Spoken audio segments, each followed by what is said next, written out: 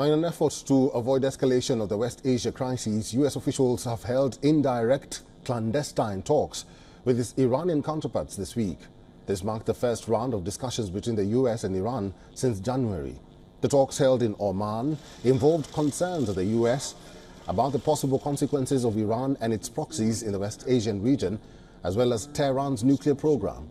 The U.S. National Security Council Coordinator for the Middle East and North Africa and acting U.S. Special Envoy for Iran took part in the consultations. The interaction comes amid intense fighting between Hamas and Israel in Gaza, as well as the IDF and Hezbollah's skirmishes on the border with Lebanon. Last month, Iran launched a barrage of missiles and drone attacks on Israel.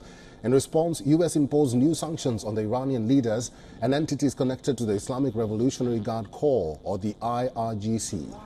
Iran's defense ministry and the Iranian government's missile and drone program that the U.S. said enabled the attack was also targeted. While the U.S. has pledged ironclad support to Israel, it has also made clear that it does not want a full-blown regional conflict. The Biden administration for months has struggled to broker a truce between the warring Israel and Hamas in talks mediated by the regional allies.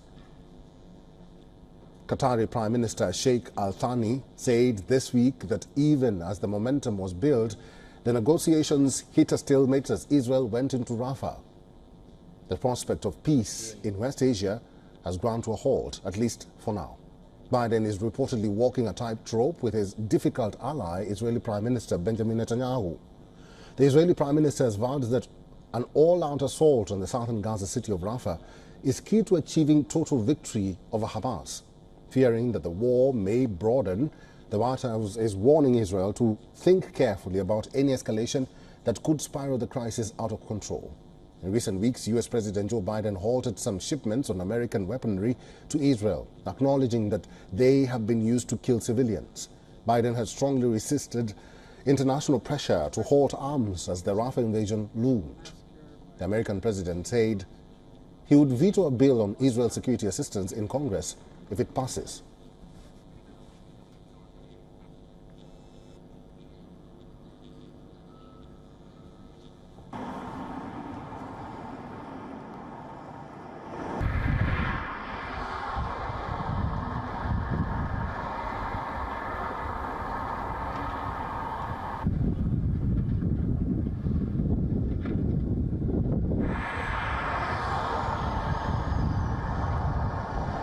Here in America.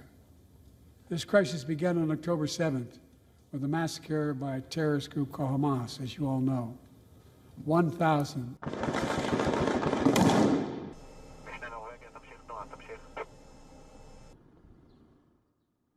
For all the latest news, download the WION app and subscribe to our YouTube channel.